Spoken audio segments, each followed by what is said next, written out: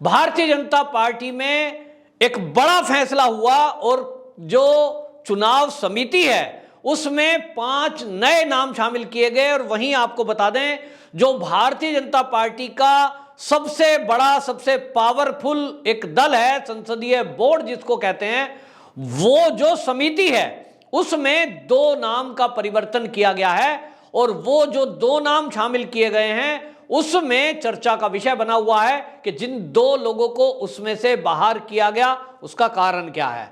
लेकिन आपको बता दें कि भारतीय जनता पार्टी में जो भी कुछ निर्णय लिए जाते हैं, कोई समिति में नाम डाला जाए, किसी को बाहर किया जाए, कभी किसी मुख्यमंत्री को बदला जाए, किसी उप मुख्यमंत्री को बदला जाए, ये सबके पीछे कोई ना कोई दूरगामी सोच होती है। और वही आपको बता दूं कि भारतीय जनता पार्टी ने जो संसदीय बोर्ड का गठन किया है उसमें जो फैसले लिए गए हैं और जो चुनाव समिति में 5 लोगों का नाम, नए चेहरे शामिल किए गए हैं, उसके पीछे मैं आपको बताने वाला हूं कि भारतीय जनता पार्टी का असली मकसद क्या है। आपको बता दें, जो संसदीय बोर्ड है ये सबसे पावरफुल बोर्ड होता है, पावरफुल समिति होती है। और इस समिति में आपको बताएं, जेपी नड्डा जो कि पार्टी के अध्यक्ष हैं, उसके अलावा नरेंद्र मोदी जो कि देश के प्रधानमंत्री भी हैं, राजनाथ सिंह रक्षा मंत्री हैं, और अमित शाह जी जो गृह मंत्री हैं, उसके अलावा बीएस येदियुरप्पा,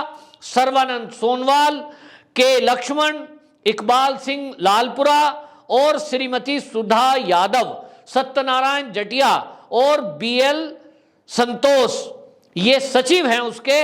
ये जो है 11 लोगों की एक समिति है। और इसके अलावा जो 5 नाम शामिल किए गए हैं वो 5 नाम हैं जो ये समिति बनाई जाती है, चुनाव समिति, केंद्रीय चुनाव समिति है। और उसमें आपको बता दें, जो नाम डाले गए हैं उसमें देवेंद्र फडणवीस और इसके अलावा जो है ये सुधा यादव, इकबाल सिंह, सत्यनारायण जटिया, ये जो नाम मैं आपको बता रहा हूं इसका कारण है। और एक एक नाम बड़ा सोच विचार के डाला जाता है।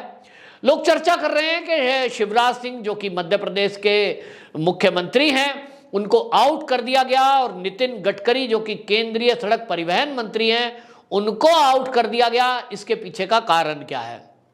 तो आपको बता दूं, भारतीय जनता पार्टी में जब भी किसी को किसी बड़े पद से बाहर किया जाता है, उस व्यक्ति की प्रतिक्रिया देखी जाती है, उसका क्या अपना खुद का स्टेटस क्या है, खुद वो क्या सोचता है, कैसी एक्टिविटी करता है, सब पर निगरानी रखी जाती है।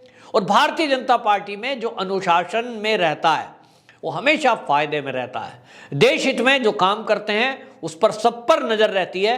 और केंद्र की जो टीम है वो सबके ऊपर बारीकी से नजर रखती है, और मौके मिलने पर जरूर उस व्यक्ति को बड़ी जिम्मेदारी दी जाती है। यहां आपको बता दें, जहां जो संसदीय बोर्ड है उसमें जो नाम डाले गए हैं उसमें नाम में सर्बानंद सोनोवाल, ये एक नाम शामिल किया गया।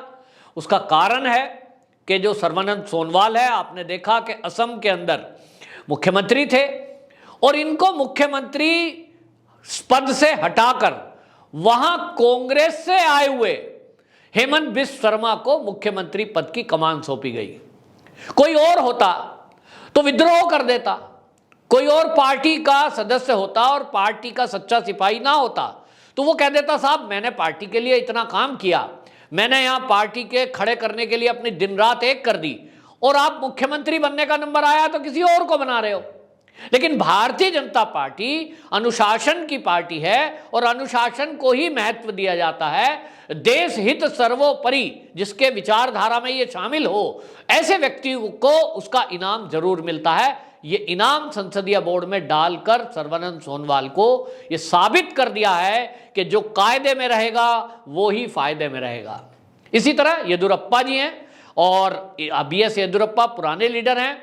इन्होंने भी, आपने देखा कि जिस तरह से इनको मुख्यमंत्री पद से इस्तीफा देने के लिए कहा गया, फिर ये हटे, आज इनको फिर से वो सम्मान दिया गया है। कर्नाटक की राजनीति में बहुत पुराना अनुभव है और इनका अनुभव अब वहां, क्योंकि चुनाव होंगे तो वहां फिर से लाभ मिलने वाला है, और ध्यान है 2024 के लोकसभा चुनाव पर।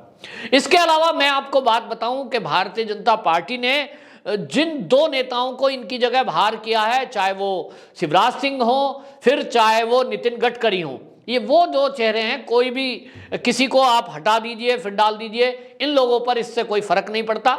और ना भारतीय जनता पार्टी में ये इतने पुराने लीडर हो गए हैं कि ये पार्टी के सच्चे सिपाही जिनको कहते हैं वो कहलाए जाते हैं। इनको आप मुख्यमंत्री पद से भी इस्तीफा देने को कहोगे, ये एक सेकंड नहीं लगाएंगे। तो भारतीय जनता पार्टी के लिए नया नहीं है, इसका कोई गणित लगाए कि साहब इसलिए हटा दिया उसलिए हटा दिया, केवल इसलिए हटाया गया है कि दो लोगों को नयों को जगह देनी थी। इसी तरह आपको बताएं, जो केंद्रीय चुनाव समिति है, ये केंद्रीय चुनाव समिति हर राज्य के या लोकसभा के जब चुनाव होंगे उस समय ये तय करता है कि किन किन व्यक्ति को किन किन राज्यों में किस किस सीट से टिकट दिया जाएगा। फाइनली जो तय करते हैं वो ये तय करेंगे। और लोकसभा चुनाव 2024 को ध्यान में रखते हुए ये तय किया गया है कि किन चेहरों को किन क्षेत्र से लोकसभा चुनाव में मैदान में उतारा जाएगा। अब ये बोर्ड तय करता है, सारे बायोडाटा इनके पास आने हैं, ये मिलकर के राज्य के पदाधिकारियों के साथ बैठ के तय करते हैं और यही बोर्ड तय करता है कि किसको क्या मंत्रालय मिलेगा। तो इसलिए जो केंद्रीय संसदीय बोर्ड है उसका काम सबसे बड़ा काम है, मंत्रालय मिलना, किसको टिकट मिलना। और जो चुनाव समिति है वो चुनाव समिति चुनाव का प्रबंधन के साथ साथ टिकटों का बंटवारा इसके लिए काम करती है। और इसमें जो बीजेपी का संसदीय बोर्ड है उसके अलावा ये और सदस्य इसमें नाम डाले जाते हैं, जैसे कि देवेंद्र फडणवीस। अब आप जानते हैं देवेंद्र फडणवीस महाराष्ट्र का बड़ा चेहरा है और मुख्यमंत्री थे, लेकिन जब वहां सत्ता परिवर्तन हुआ और उद्धव ठाकरे की सरकार गिर गई उसके बाद एकनाथ शिंदे भारतीय जनता पार्टी में मिलने को तैयार थे और भारतीय जनता पार्टी को सपोर्ट करने के लिए उन्होंने घोषणा कर दी थी कि देवेंद्र फडणवीस मुख्यमंत्री बने, मैं इनको सपोर्ट करूंगा। लेकिन केंद्रीय टीम ने भारतीय जनता पार्टी की यह तय किया कि हम मुख्यमंत्री पद नहीं लेंगे और सपोर्ट करेंगे और मुख्यमंत्री बनाएंगे शिवसेना से आए हुए लोगों को। और इसके लिए एकनाथ शिंदे को सपोर्ट किया।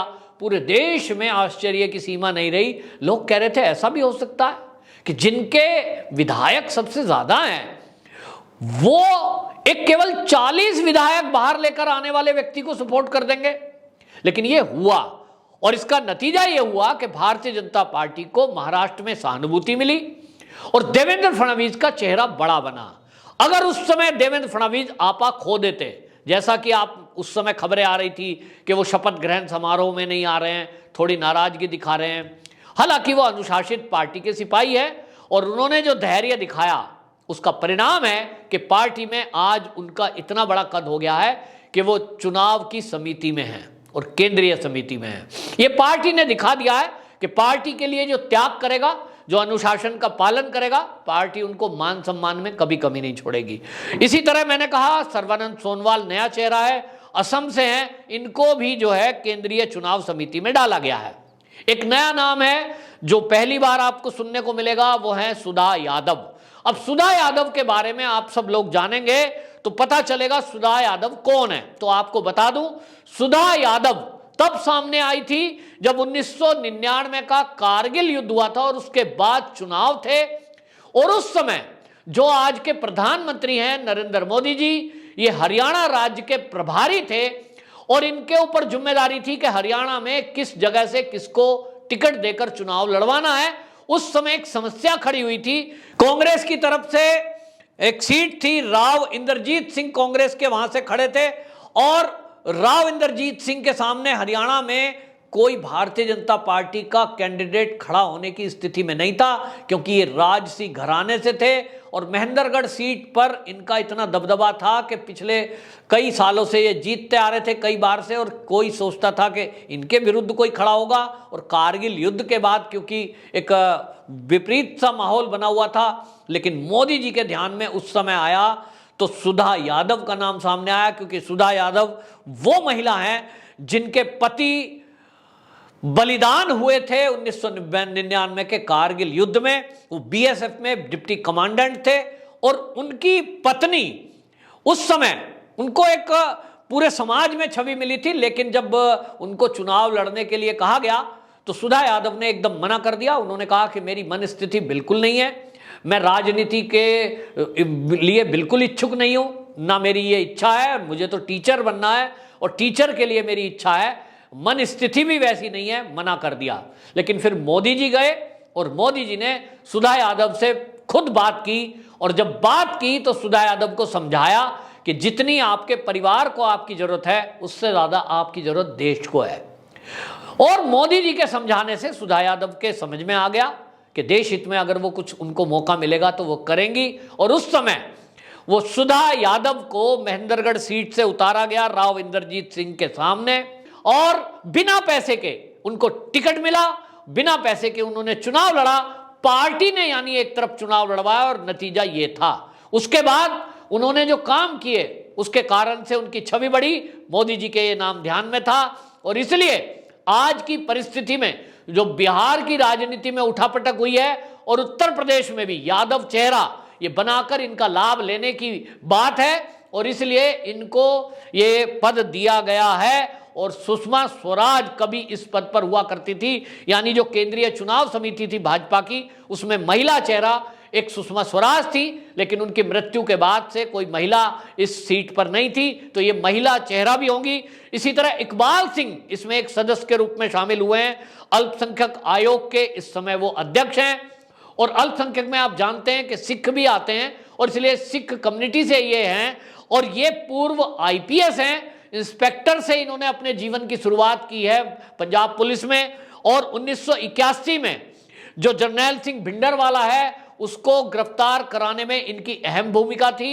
और जब आतंकवाद चरम पर था पंजाब के अंदर, तो बहुत सारे युवाओं को सरेंडर कराने में इनकी भूमिका थी, और इसलिए इनको ये मौका दिया गया है कि ये संसदीय दल में होंगे, पंजाब की राजनीति को अच्छे से समझते हैं, बहुत पैठ इनकी है, इसलिए इनको दिया गया। सत्यनारायण जटिया जो हैं वो मध्य प्रदेश के बहुत सीनियर लीडर हैं, और जैसा मैंने कहा शिवराज सिंह चौहान पहले संसदीय दल में डाले गए थे संसदीय बोर्ड में, लेकिन अब जो है केंद्रीय समिति में इनको डाला गया है। और आपको बताएं ये उज्जैन से 7 बार सांसद रहे हैं सत्यनारायण जटिया, तो इतने ये बड़ा चेहरा है, और मध्य प्रदेश के प्रदेश अध्यक्ष भी रहे हैं भारतीय जनता पार्टी के, अनुसूचित जाति से आते हैं, तो इसलिए इनको डालकर ये सम्मान दिया गया है।